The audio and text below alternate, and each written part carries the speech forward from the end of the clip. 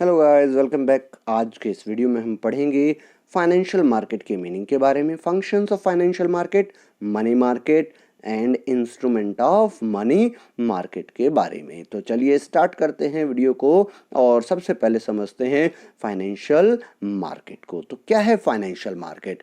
Financial market is a link between the सेवर्स and borrowers. चलिए पहले इन्हीं को समझ लेते हैं कि सेवर्स कौन है और बोरोवर्स कौन है। देखिए, बिजनेस फर्म्स जो होती हैं उनको अपने नए प्रोजेक्ट लॉन्च करने होते हैं, उनको पैसा चाहिए, इसलिए वो लोग क्या करते हैं, पैसा उधार लेते हैं।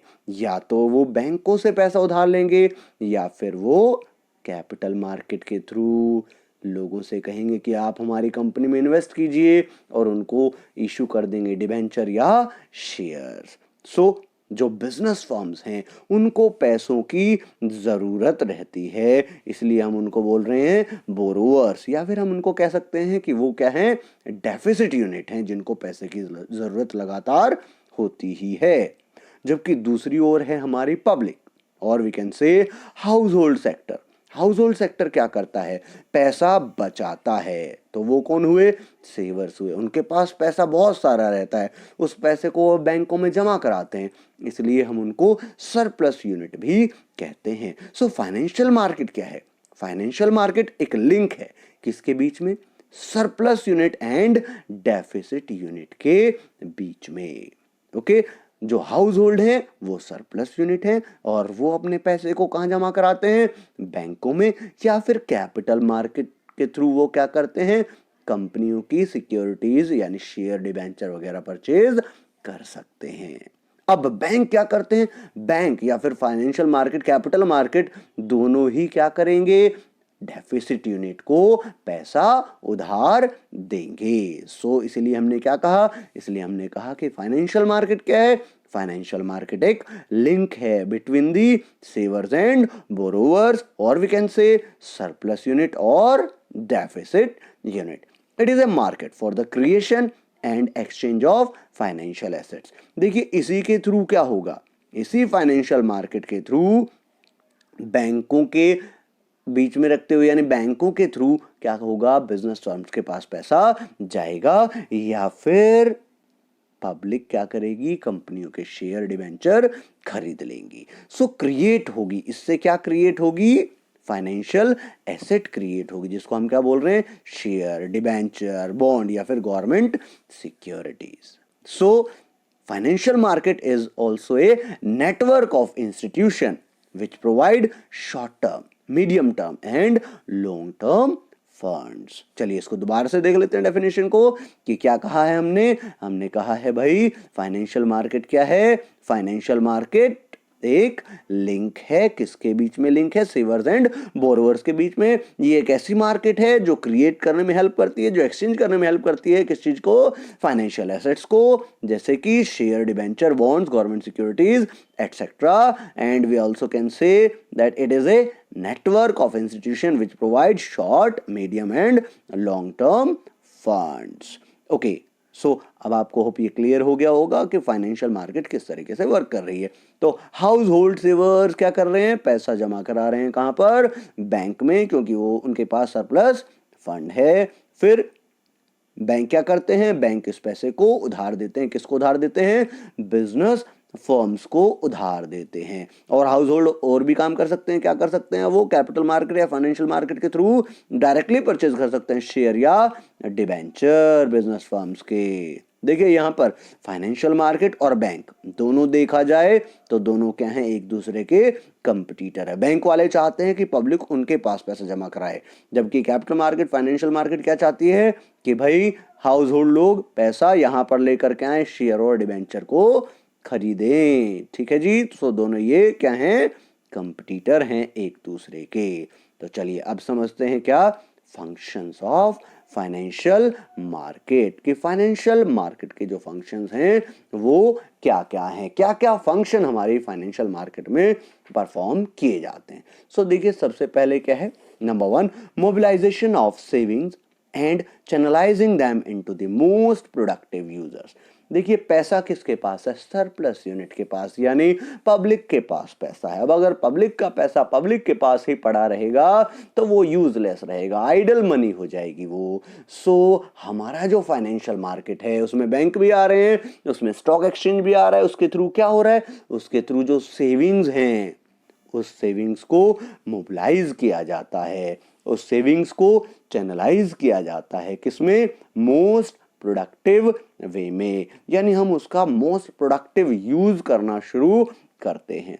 सो फाइनेंशियल मार्केट के थ्रू इन्वेस्टर्स को यानी सरप्लस यूनिट को बहुत सारे ऑप्शन दिए जाते हैं कि भाई वो डिफरेंट इन्वेस्टमेंट एवेन्यूज, यानी या तो बैंक में पैसा जमा करा दे या फिर वो शेयर डिबेंचर वगैरह खरीद ले। सो इस तरीके से क्या होती है, उसकी सेविंग चैनलाइज होती है, किसमें, मोस्ट प्रोडक्टिव यूजेस में।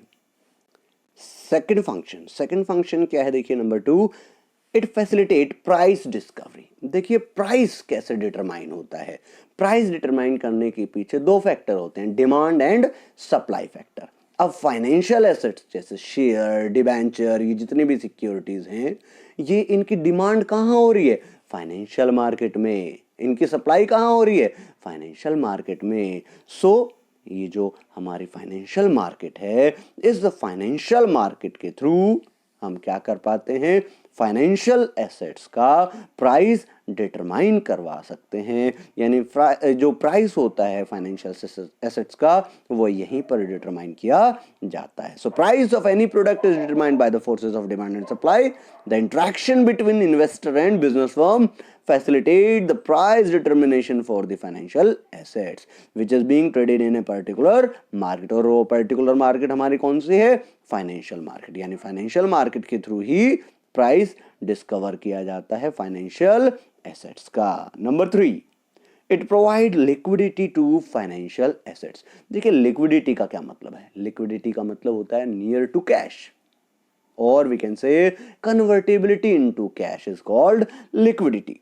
देखिए जो हमारी फाइनेंशियल एसेट्स हैं वो बिल्कुल कैश के नियरेस्ट मानी जाती हैं, हम जब चाहे उनको मार्केट में बेच सकते हैं और कैश में उनको कन्वर्ट कर सकते हैं। सो जो फाइनेंशियल मार्केट है वो प्रोवाइड करती है, क्या प्रोवाइड करती है, लिक्विडिटी, किसको, फाइनेंशियल एसेट्स को।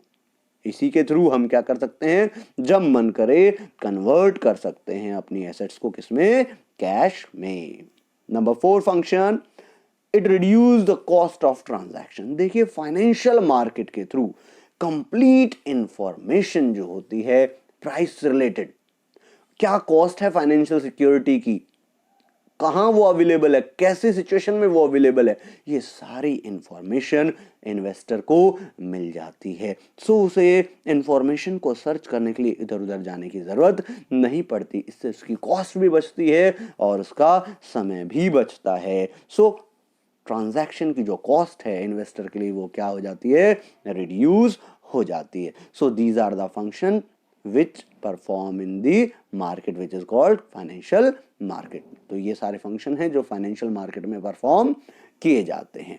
चलिए अब हम इसका क्लासिफिकेशन देख लेते हैं अपनी फाइनेंशियल मार्केट का। देखिए financial market can be categorised into 2 part, first is capital market and the second one is money market. Money market जो होती है वो शॉर्ट टर्म के लिए होती है, कैपिटल मार्केट जो है वो लॉन्ग टर्म के लिए होती है। और फिर कैपिटल मार्केट के भी 2 पार्ट हैं, एक प्राइमरी मार्केट और दूसरा सेकेंडरी मार्केट। इसको हम डिटेल में पढ़ेंगे। तो सबसे पहले हम मनी मार्केट को पढ़ेंगे जो कि किसके लिए होती है, शॉर्ट टर्म के लिए होती है। मनी मार्केट, सो क्या है मनी मार्केट, इसको समझ लेते हैं। Money market is a market for short term fund, mean for use for a period of up to 1 year. मतलब ये एक ऐसी मार्केट है जिसमें हम क्या करेंगे, शॉर्ट टर्म फंड के बारे में ही बात करेंगे। जनरली ये जो मनी मार्केट है ये कंसीडर्ड की जाती है एक ऐसी मार्केट के रूप में जो कि हमें वर्किंग कैपिटल प्रोवाइड करके देती है। Money market is not usually located at a particular place, मतलब इसका कोई पर्टिकुलर प्लेस नहीं है, ये हर एक उस जगह को हम मनी मार्केट बोल सकते हैं जहां पर भी कोई ऑर्गेनाइजेशन क्या करती हो, शॉर्ट टर्म डेट में या शॉर्ट टर्म इंस्ट्रूमेंट में डील करती हो. So money market is not usually located at a particular place. It is a term used to describe all organizations and institution that deal in short term debt instrument. भाई कोई भी organisation है अगर वो short term fund में deal कर रही है तो वो मनी मार्केट का एक पार्ट है, कोई इसका पर्टिकुलर प्लेस नहीं होता. देखिए मनी मार्केट के थ्रू ही हम क्या कर सकते हैं, शॉर्ट टर्म के फंड को रेज कर सकते हैं और अपनी वर्किंग कैपिटल नीड जो होती है, अपनी वर्किंग कैपिटल रिक्वायरमेंट जो होती है कंपनीज की,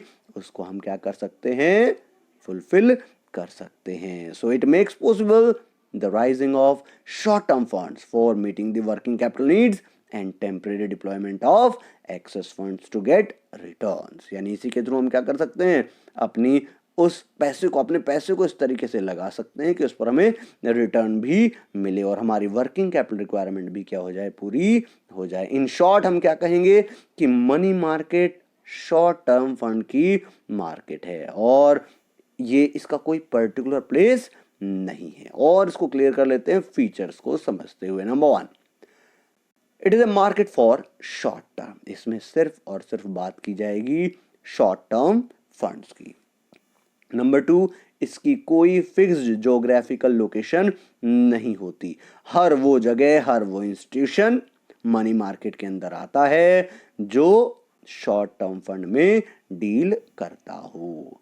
नंबर 3, मेजर इंस्टीट्यूशन जो इसके अंदर इन्वॉल्व हैं वो हैं आपके आरबीआई, कमर्शियल बैंक, एलआईसी यानी लाइफ इंश्योरेंस कॉरपोरेशन या फिर जनरल इंश्योरेंस कॉरपोरेशन. ये इसके मेजर इंस्टीट्यूशन हैं जो कि मनी मार्केट के अंदर इन्वॉल्व हैं, यानी जो डील करते हैं किसके अंदर, शॉर्ट टर्म फंड के अंदर. अब इसके अंदर जो कॉमन इंस्ट्रूमेंट डील किए जाते हैं, यानी जो इसके कॉमन इंस्ट्रूमेंट हैं उनको हम बोलते हैं, वो क्या क्या है, call money, treasury bill, CP, CD और कमर्शियल बिल. चलिए इन्हीं को, इसके जो इंस्ट्रूमेंट हैं, इसके जो कॉन्स्टिट्यूएंट्स हैं, उन्हीं को हम डिटेल में समझ लेते हैं. देखिए इसमें सबसे पहले आता है आपका जो कॉमन इंस्ट्रूमेंट है, सबसे पहले है कॉल मनी, फिर है ट्रेजरी बिल, फिर है कमर्शियल बिल, चौथा है कमर्शियल पेपर और पांचवा है सर्टिफिकेट ऑफ डिपॉजिट. सो समझते हैं इसका सबसे पहला हमारा जो इंस्ट्रूमेंट है वो है कॉल मनी. देखिए कॉल मनी नाम से ही क्लियर है, कॉल मनी यानी ऐसी मनी जो कभी भी मांगी जा सकती है. आजकल तो ये फोन पर भी मांगी जा सकती है कि आप फोन पर कॉल करो और आपको मनी अवेलेबल हो जाए. चलिए इसको और डिटेल में और इजी वे में इसको समझते हैं. देखिए कॉल मनी बेसिकली है क्या, हमारे जो बैंक्स होते हैं, हमारे बैंकों को अपने पास कुछ कैश रिजर्व करके रखना होता है. तो अगर वो कैश रिजर्व रेशो कम हो गया तो उनके ऊपर पेनल्टी लग जाएगी. सो ये बैंक क्या करते हैं, आपस में एक दूसरे बैंक को कॉल करके पैसा उधार ले लेते हैं. यानी जिस बैंक के पास ज्यादा पैसा है वो जिसके पास शॉर्टेज है उसको मांगने पर पैसा दे देता है. जनरली एक दिन के लिए ये पैसा उधार दिया जाता है. तो क्या सिर्फ एक ही दिन के लिए आएगा इसमें, नहीं. इसका जो ड्यूरेशन माना जाता है कॉल मनी का, वो जनरली माना जाता है 1 दिन से लेकर के 15 दिन. कितने दिन कहे गए आपको, कितने दिन, देखिए ये केस स्टडी में भी पूछ लिया जाता है. कॉल मनी का ड्यूरेशन क्या है, 1 डे से लेकर के कहां तक, 15 डेज तक. लेकिन जो बैंक होते हैं वो बैंक जनरली डील करते हैं 1 दिन वाली कॉल मनी में.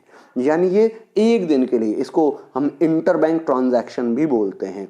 तो होता क्या है, जो संडे वगैरह होते हैं या जो पब्लिक हॉलीडे वगैरह होते हैं उसको तो हम एक्सक्लूड कर देते हैं. तो मोस्टली बैंक क्या करते हैं, कॉल मनी को यूज करते हैं. किस लिए यूज करते हैं, अपनी कैश की शॉर्टेज को पूरा करने के लिए. जिसके पास ज्यादा कैश होगा वो शॉर्टेज वाले बैंक को 1 या 2 दिन के लिए पैसा उधार दे देते हैं. इसको हम इंटर बैंक कॉल मनी भी बोलते हैं. तो क्या सिर्फ बैंक ही कॉल मनी में डील करता है, क्या बैंक ही इसको यूज करते हैं, नहीं. प्रेजेंट टाइम में अगर हम देखें तो हमारे कुछ और इंस्टीट्यूशन, हमारे कुछ और कंपनीज जैसे insurance companies, mutual fund companies, ये भी इसके अंदर डील कर रहे हैं.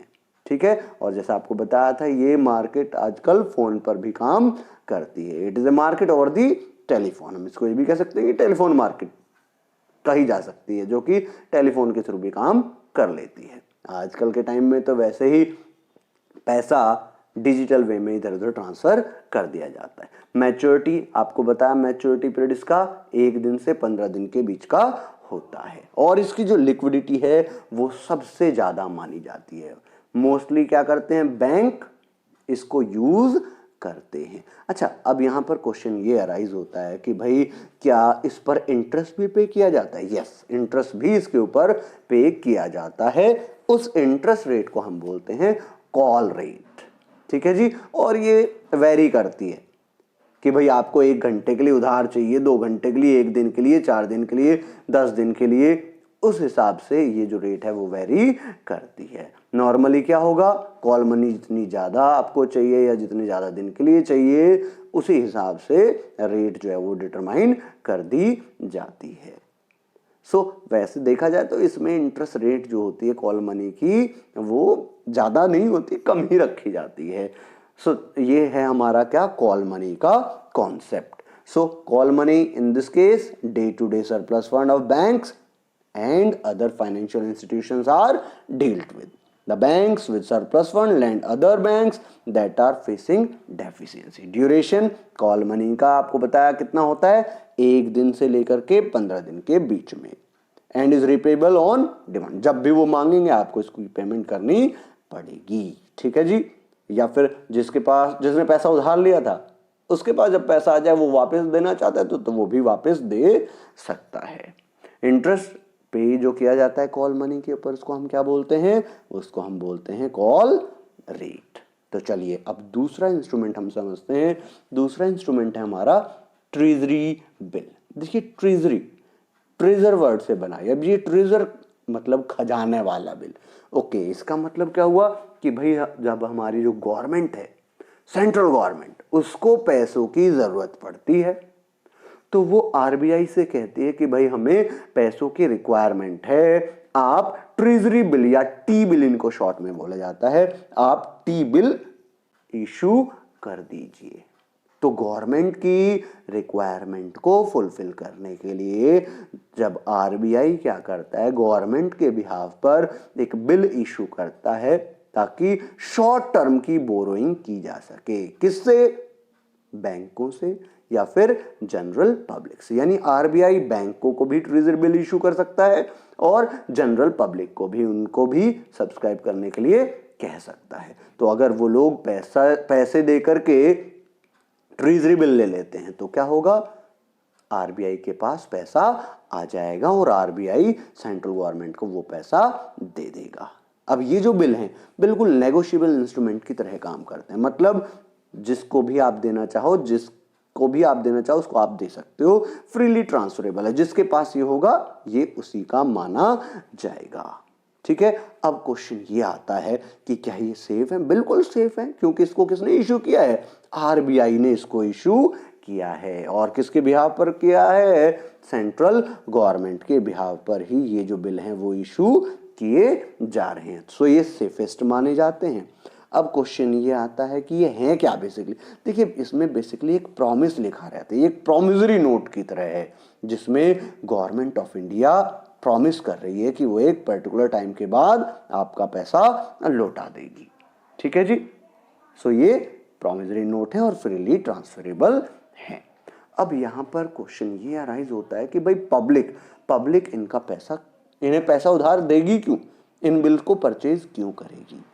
सो देखिए इसमें पब्लिक का भी फायदा है, क्योंकि ये जो बिल हैं ये इशू किए जाएंगे। मान लीजिए हमें 25,000 रुपए की जरूरत है या 25,000 रुपए के बिल हम इशू कर रहे हैं, तो हम 25,000 के बिल आपको देंगे, यानी जो प्रॉमिसरी नोट टाइप का बिल बना करके देंगे वो हम आपको 25,000 रुपए का देंगे। फेस वैल्यू उसके ऊपर 25,000 रुपए लिखी रहेगी, लेकिन इशू किया जाएगा ये डिस्काउंट पर, मतलब 23,000। मतलब पब्लिक से कहा जाएगा, कमर्शियल बैंक से कहा जाएगा कि आपको 25,000 के हम क्या दे रहे हैं, ट्रेजरी बिल दे रहे हैं, और आपको बस पे कितना करना है, 23,000 ही आपको पे करना है। तो जब गवर्नमेंट इस पैसे को लौटाएगी, आरबीआई जब इस पैसे को लौटाएगा तो कितने पैसे देगा?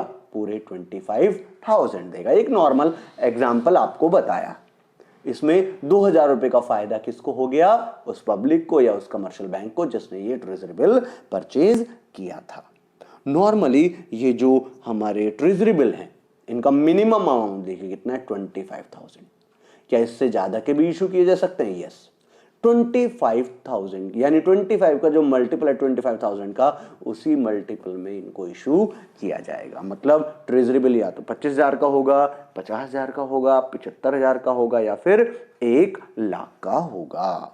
अच्छा, ये जो 23,000 और 25,000 के बीच में 2,000 रुपए का जो गैप है, इसको हम इंटरेस्ट भी कह सकते हैं पब्लिक के लिए। बेसिकली इसको बोला जाता है discount rate.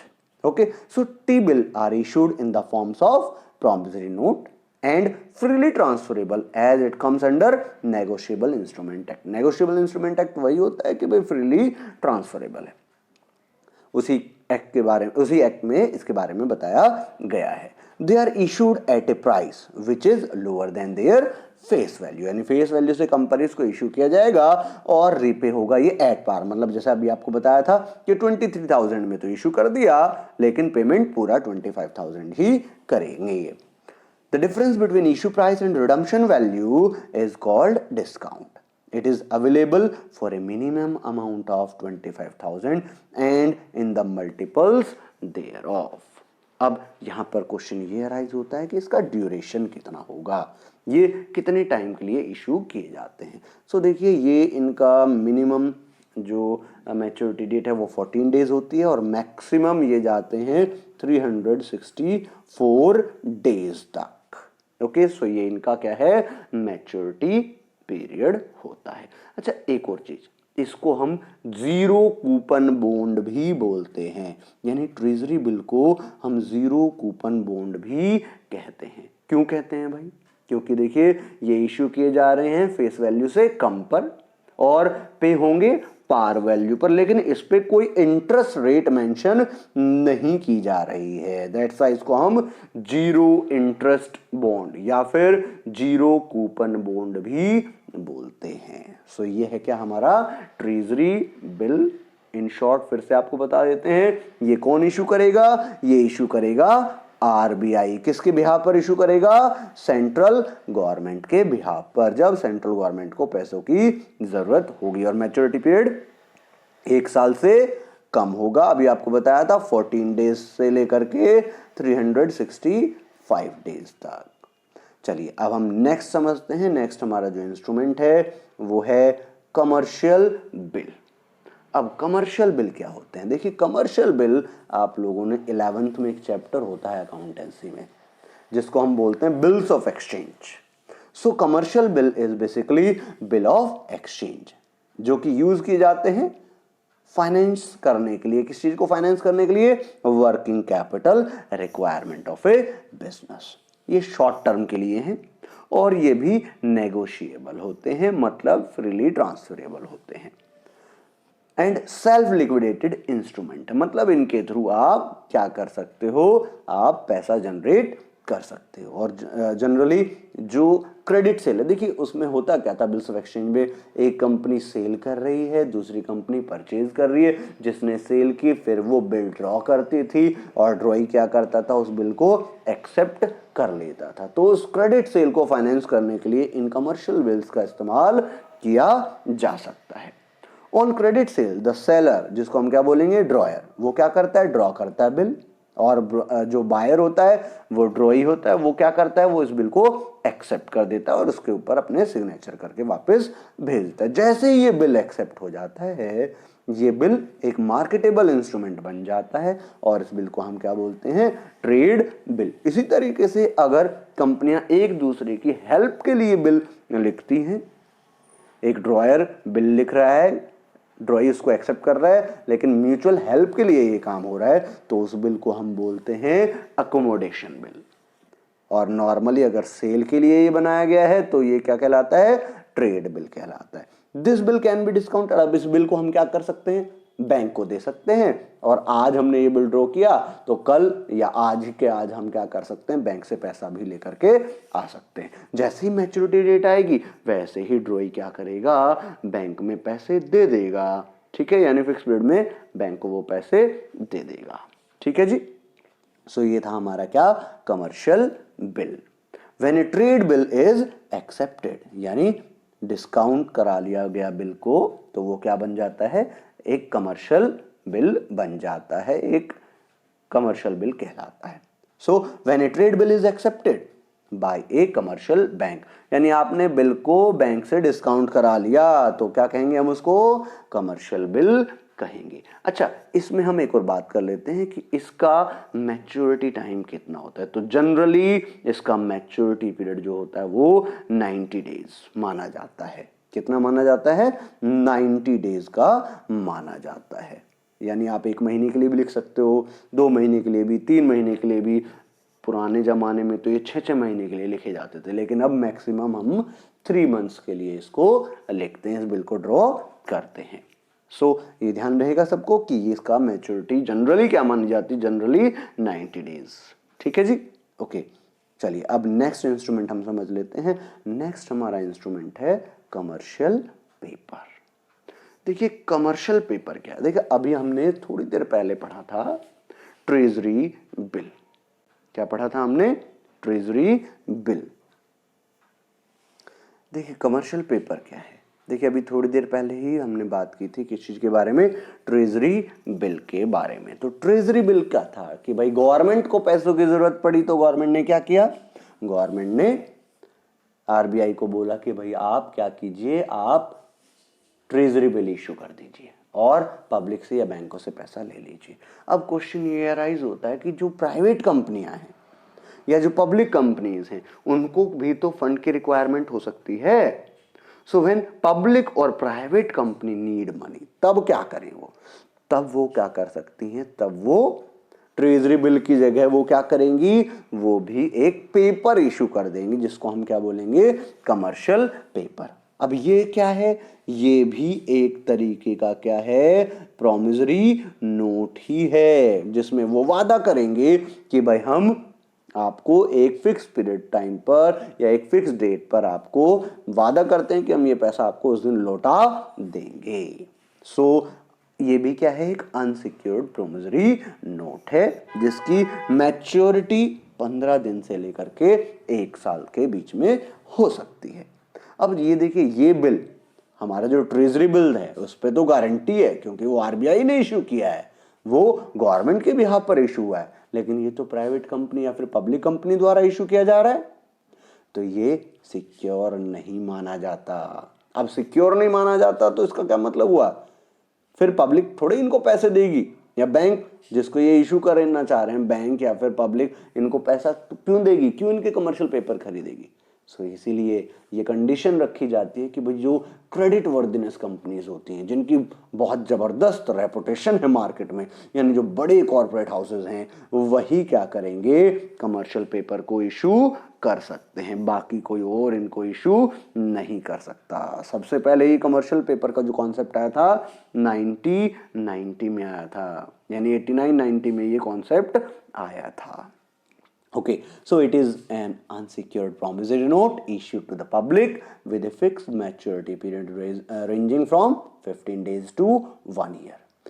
Since being unsecured, क्योंकि unsecured है, this is issued by highly reputed corporate entities. इसलिए कौन इशू करेगा, highly reputed corporate entities. But जिसकी रेपुटेशन होगी उसी की कमर्शियल बिल या कमर्शियल पेपर जो है वो परचेज किए जाएंगे मार्केट में, in India as a money market. Instrument first took place in 1989-90. Okay, this serves as an important source of working capital. अब कंपनीज इसको इशू क्यों कर रही हैं, क्योंकि उनको पैसों की रिक्वायरमेंट है, वर्किंग कैपिटल की रिक्वायरमेंट है, इसलिए भी वो क्या करते हैं, इन कमर्शियल पेपर को इशू कर सकते हैं। अच्छा, इसमें एक और बात जो इंपॉर्टेंट है, नोट करने वाली बात है कि कंपनियां कई बार क्या करती है, कंपनी ने शेयर इशू किए या डिबेंचर इशू किए, तो वहां पर शेयर इशू करने के लिए प्रोस्पेक्टस वगैरह छपवाना पड़ेगा और कमीशन वगैरह देना पड़ेगा। तो ये खर्चा रिकवर करने के लिए भी, यानी इस खर्चे के लिए फाइनेंस अरेंज करना है, इसके लिए भी कंपनी कई बार क्या करती है, कमर्शियल पेपर इशू कर देती है। ठीक है जी, तो इसको हम बोलते हैं ब्रिज फाइनेंसिंग। क्या बोलते हैं इसको हम? ब्रिज फाइनेंसिंग बोलते हैं। So this serves as an important source of working capital and for bridge financing for raising long term fund from capital market. So hope इतना समझ में आया होगा कि जो कैपिटल मार्केट है, यानी जो हमें शेयर इशू करने, डिबेंचर इशू करने, उसके लिए हमें कुछ छोटे छोटे खर्चे करने, उस खर्चे के लिए, उस वर्किंग कैपिटल रिक्वायरमेंट के लिए हम क्या करेंगे, कमर्शियल पेपर को इशू कर सकते हैं। Commercial banks and mutual funds contribute करते हैं towards this kind of instrument. So देखिए नॉर्मली क्या होता है, जनरल पब्लिक या कमर्शियल बैंक या म्यूचुअल फंड क्या करते हैं, इस तरीके के जो पेपर है उनको परचेज करते हैं। ठीक है, और जो हमारी प्राइवेट कंपनी है, जो म्यूचुअल फंड ऑर्गेनाइजेशन है या पब्लिक कंपनीज हैं, वो क्या कर सकते हैं, इनको इशू भी कर सकते हैं। अपनी flotation cost, brokerage, advertisement, printing वगैरह का खर्चा इंश्योर करने के लिए कि भाई इतना पैसा हमारे पास हो, तो इसके थ्रू वो लोग पैसे को जनरेट कर सकते हैं। चलिए नेक्स्ट हम समझ लेते हैं अपना last instrument which is certificate of deposit. क्या है ये? Certificate of deposit. देखिए अभी हमने थोड़ी देर पहले पढ़ा था किस चीज के बारे में, ट्रेजरी बिल के बारे में। भाई जब गवर्नमेंट को पैसों की जरूरत हुई तो उन्होंने आरबीआई के थ्रू क्या किया, उन्होंने आरबीआई के थ्रू इशू करवाई ट्रेजरी बिल। जब प्राइवेट कंपनी या पब्लिक कंपनी को पैसों की जरूरत पड़ी तो उन्होंने क्या किया, कमर्शियल पेपर इशू कर दिए। तो क्या कमर्शियल बैंक को कभी पैसे की जरूरत नहीं पड़ती? तो commercial bank when short term finance, जब कमर्शियल बैंक क्या करता है, शॉर्ट टर्म फाइनेंस को अरेंज करने के लिए, या उसके पास लिक्विडिटी बड़ी प्रॉब्लम में है, वो टाइट लिक्विडिटी की सिचुएशन में है वो, तो ऐसी सिचुएशन में वो भी क्या करना चाहता है, फंड जनरेट करना चाहता है। तो ऐसी सिचुएशन में वो क्या कर सकते हैं, ये कमर्शियल बैंक इशू कर सकते हैं कंपनीज को या फाइनेंशियल इंस्टीट्यूशंस को। क्या इशू कर सकते हैं? Certificate of deposit. यानी ये उनको कह सकते हैं कि भाई आप हमारे पास पैसा जमा कराइए, हम आपको बदले में एक सर्टिफिकेट देंगे कि आपने हमारे पास कुछ पैसा यहां पर जमा कराया है। उस सर्टिफिकेट को क्या बोलेंगे? Certificate of deposit. अब ये सर्टिफिकेट ऑफ डिपॉजिट अनसिक्योर्ड तो है, क्योंकि इसके बदले में कोई सिक्योरिटी वगैरह नहीं दे रहा है बैंक।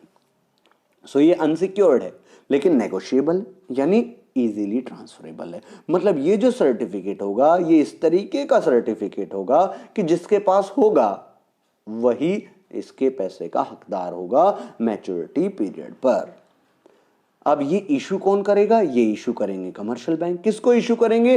फाइनेंशियल इंस्टीट्यूशन को, या फिर इंडिविजुअल्स को, या फिर कॉरपोरेशंस एंड कंपनीज को। मैच्योरिटी पीरियड इसका कितना है? 3 महीने से लेकर के 12 महीने तक, और ये इशू किए जाएंगे एट ए डिस्काउंट। यानी वही सेम जैसे ट्रेजरी बिल में हमने समझा था कि भाई रेट इशू जब करेंगे तो कम अमाउंट होगा। जैसे एग्जांपल वहां पर लिया था 25,000 का, चलिए यहाँ पर भी मान लेते 20,000 में हमने क्या किया, हमने बोला कि भाई ये जो इंस्टीट्यूशन है ये हमारे पास पैसा जमा कराएं 20,000 और हम इनको सर्टिफिकेट दे देंगे कितने का? 25,000 का, और पेमेंट के समय पर भी हम इनको क्या करेंगे? 25,000 ही दे देंगे जितने का हमने इनको सर्टिफिकेट दिया था। अब यहाँ पर क्वेश्चन ये अराइज होता है कि सर्टिफिकेट ऑफ डिपॉजिट और फिक्स्ड डिपॉजिट, इसमें फर्क क्या है? देखिए सर्टिफिकेट ऑफ डिपॉजिट यानी इसमें जो डिपॉजिट का सर्टिफिकेट आपको मिल रहा है वो क्या है? फ्रीली ट्रांसफरेबल है। जिसको भी इंडिविजुअल या कंपनी दे देंगे वही मैच्योरिटी डेट पर पैसा लेने का हकदार हो जाएगा। जबकि जो एफडी होता है, एफडी का जो सर्टिफिकेट बना के देते हैं वो इजीली ट्रांसफरेबल नहीं होता, वो फ्रीली नेगोशिएबल नहीं होता। सर्टिफिकेट ऑफ डिपॉजिट का टाइम पीरियड कितना है? 3 महीने से लेकर के, यानी हम इसको कह सकते हैं 91 डेज से लेकर के कहां तक हो सकता है? 365 डेज और वी कैन से 1 ईयर, यानी 91 दिन से लेकर के 365 दिन या 66 दिन इसका मैच्योरिटी पीरियड हो सकता है। जनरली बोला जाता है 3 महीने से 12 महीने के बीच में, जबकि एफडी का कोई मिनिमम पीरियड तो है नहीं, वो तो आप 14 दिन से लेकर के मैक्सिमम की कोई लिमिट वहां पर नहीं होती। सर्टिफिकेट ऑफ डिपॉजिट इश्यू किया जा रहा है डिस्काउंट रेट पर, मतलब डिस्काउंट पर आपने एक्चुअल अमाउंट जमा करवाया है कम, जबकि आपको रिडम्पशन के टाइम पर पेमेंट के टाइम पर ज़्यादा पैसा दिया जाएगा और सर्टिफिकेट भी ज़्यादा कहीं दिया जा रहा है, जबकि एफडी में आपको क्या मिलेगा, सर्टिफिकेट जो आपको मिलेगा वो एक्चुअल अमाउंट जो आपने बैंक में जमा करवाया है उसी का मिलता है और पेमेंट के समय पर आपको इंटरेस्ट वगैरह जोड़ करके दिया जाता है। ठीक है जी। सो ये था क्या हमारा सर्टिफिकेट ऑफ डिपॉजिट, जो कि एफडी से बिल्कुल अलग है। सो होप आपको आज की ये वीडियो पसंद आई होगी। Thank you.